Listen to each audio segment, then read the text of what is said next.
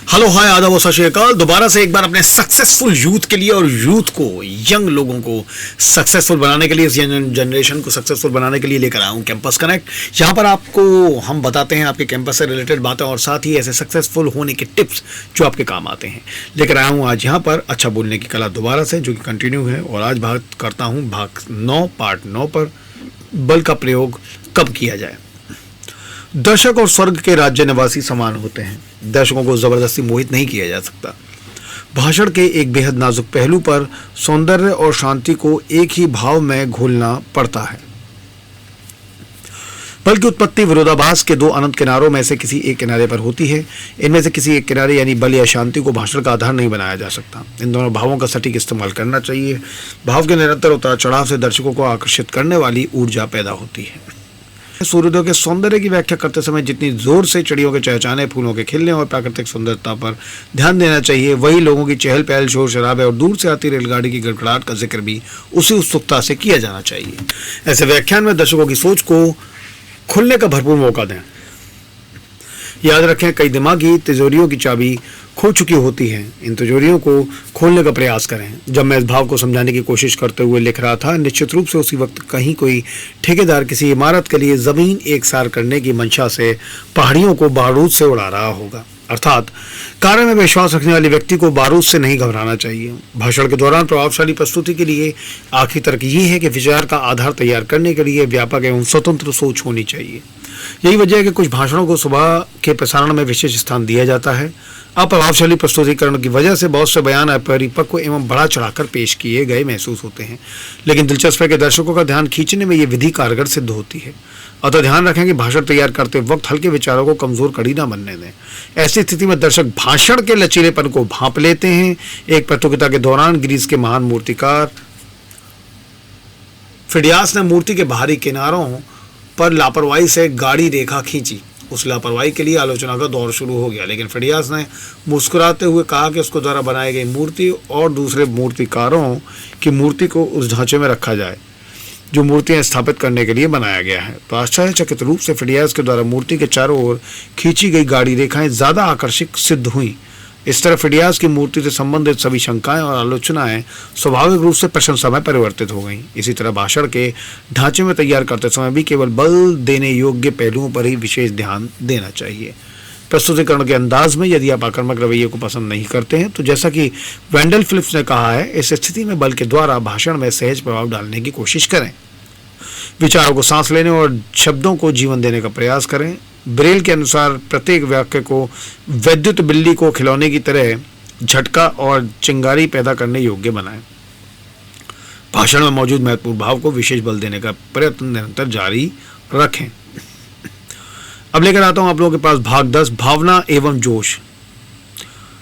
यदि आप वैज्ञानिकों की टोली को तितली के खूबसूरत पंखों पर मौजूद नसों के जाल और सड़कों की संरचना जैसे विषय पर संबोधित कर रहे हैं, तो स्वाभाविक रूप से ऐसा विषय वक्ता और दर्शकों में उत्साह की उमंग पैदा नहीं कर सकता। ये सभी विचार करने योग्य विषय होते हैं, लेकिन बाल श्रम जैसी कुरीति को खत्म करने की मुहिम या स्वतंत्रता के लिए हथियार उठाने जैसे विषय पर दिए गए भाषण जाहिर तौर पर दर्शकों में जागृति और उत्तेजना की लहर पैदा करते हैं। हम आरामदायक गद्दों पर सोते हैं और ठंडे दिनों में हीटर पर हाथ तापते हैं, स्वादिष्ट व्यंजन खाते हैं और विपरीत लिंग की ओर आकर्षित होते हैं। इस आकर्षण के पीछे सुख सुविधाओं को सही ठहराना उचित तर्क नहीं हो सकता। इस स्वभाव की मुख्य वजह आराम के प्रति झुकाव होती है। हमारी भावनाएं खाने के प्रति हमारी इच्छा और सामाजिक व्यवहार का तरीका निर्धारित करती हैं। इंसान भावनात्मक प्राणी है, लिहाजा कुशल वक्ता बनने के लिए दर्शकों की भावनाओं को करीब से छूना जरूरी होता है। अफ्रीकी मूल की गरीब माताओं ने नीलामी में अपने बच्चों को गुलाम के तौर पर बिकते देखा है। इस त्रासदी ने त्रस्त माताओं ने शेष अमेरिकी वक्ताओं के मुकाबले दर्शकों के दिल को ज़्यादा करीब से छुआ है। निसंदेह उन माताओं को भाषण के नियमों की कोई जानकारी नहीं थी, लेकिन उनके पास नियमों से बढ़कर कुछ था, मातृत्व की भावना एवं करुणा। करों में बदलाव और डाक व्यवस्था में सुधार से संबंधित विषयों पर खास भाषण नहीं दिए जा सके हैं। यादगार भाषण सदैव भावनाओं से लिप्त रहे हैं। वाक्पटुता के लिए कामयाबी और बेफिक्र जिंदगी खास उपयोगी साबित नहीं होती है। किसी बड़ी भूल को सुधारने और त्रस्त जनता को जागृत करने के लिए की गई कोशिशों ने यादगार भाषणों को जन्म दिया है। गुलामी को युग की सबसे विकट विपत्ति घोषित करते हुए पैट्रिक हेनरी ने कभी न भुलाया जाने वाला भाषण दिया था। भाषण के दौरान ईमानदारी और भावुकता से सरोवर होकर पैट्रिक ने कहा था कि या तो मुझे आज़ादी दे दो या फिर मौत। भाषण की इस पंक्ति को कभी नहीं बढ़ाया जा सकता। जोश का प्रभाव।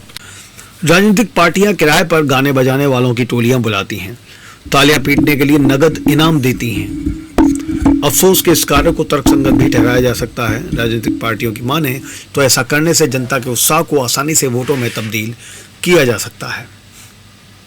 इस तर्क की सत्यता का आकलन नहीं किया जा सकता, लेकिन इस बात में भी दो राय नहीं है कि संक्रमण के समान उत्साह की प्रवृत्ति तेजी से फैलने की होती है। घड़ी बनाने वाले एक कंपनी ने घड़ी की दो किस्मों को दो अलग अलग विज्ञापनों के जरिए बेचने का रास्ता आजमाया। पहले विज्ञापन में घड़ी बनाने की बेजोड़ विधि, कारीगरी और घड़ी के लंबे समय तक टिकाऊ रहने का भरोसा प्रदर्शित किया गया। दूसरे विज्ञापन में गर्व करने लायक घड़ी जैसी पंचलाइन के जरिए घड़ी खरीदने से संबंधित गौरव का व्याख्यान किया गया। विज्ञापन का दूसरा तरीका बेहद पसंद किया गया और पहले के मुकाबले दूसरे मॉडल की घड़ियों की बिक्री दोगुनी रही। अंतहीन उदाहरण के जरिए साबित किया जा सकता है कि इंसान एक भावनात्मक प्राणी है। एक प्रभावशाली वक्ता बनने के लिए दर्शकों में विषय के अनुसार भावना पैदा करना बहुत जरूरी होता है। वाद विवाद की कला में निपुण वक्ता अच्छी तरह से जानते थे कि भाषण का भावनात्मक पहलू सबसे अहम होता है।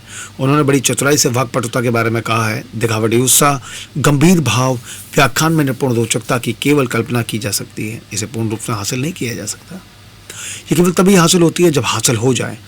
ये जमीन से निकलने वाले फव्वारे के समान है, प्राणों के मुख से निकलने वाले लावे के समान है, जो केवल प्राकृतिक शक्ति से ही बाहर निकलते हैं। विद्यालय में सिखाए जाने वाले नजाकत से भरे भाषण के तौर तरीके उस वक्त काम नहीं आते जब बीवी बच्चों के भाग्य और देश की नाजुक स्थिति को सुधारने के लिए भाषण दिया जाए। ऐसे मौकों पर शब्द शक्तिहीन हो जाते हैं और वाक्पटुता घास चरने चली जाती है। ऐसे मौकों पर योग्य से योग्य वक्ता की क्षमता भी क्षीण हो जाती है। अतः कहा जा सकता है कि वाक्पटुता देशभक्ति और आत्मनिष्ठा का एक रूप है। विचारों की स्पष्टता, विशेष उद्देश्य, दृढ़ निश्चय, निर्भीक स्वभाव, दीप्तमान आंखें, जुबान पर लहराते शब्द और विषय पर ध्यान केंद्रित करने की शक्ति से वाक्पटुता का जन्म होता है।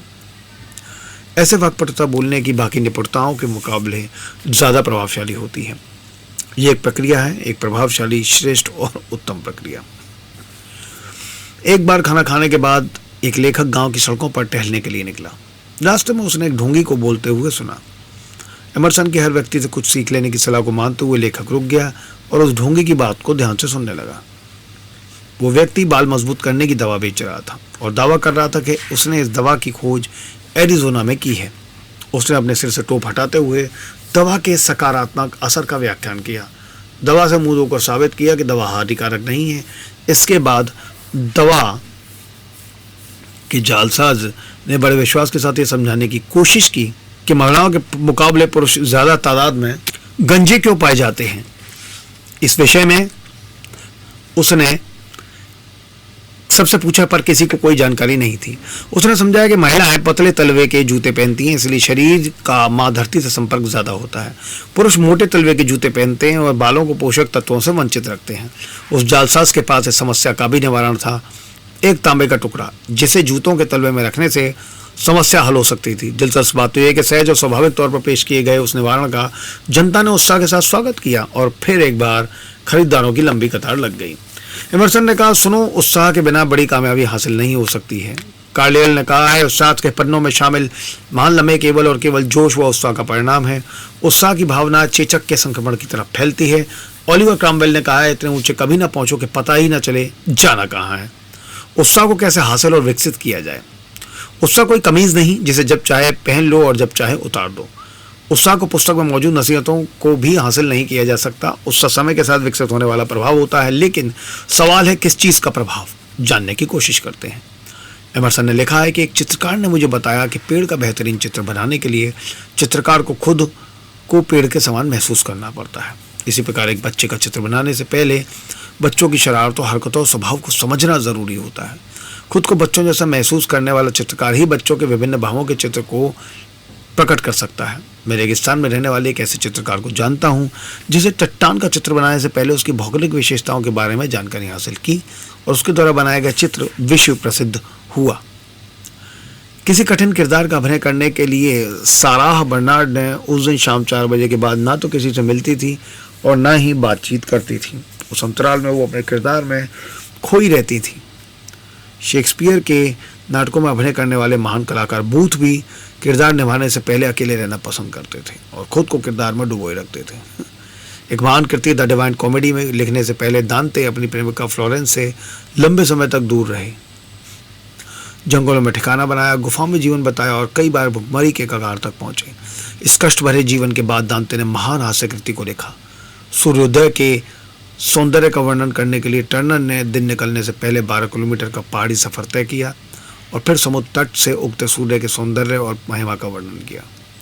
वेंडल फिलिप्स के वाक्य दिल और दिमाग पर बहुत गहरा असर डालते हैं, क्योंकि फिलिप्स ने 50 लाख गुलामों के दर्द को करीब से महसूस किया था। दोबारा लेकर आता हूँ आप लोगों के पास यही अगला भाग कैंपस कनेक्ट में। किताब है डेल कार्नेगी की अच्छा बोलने की कला। भाग है 10 भावना एवं जोश।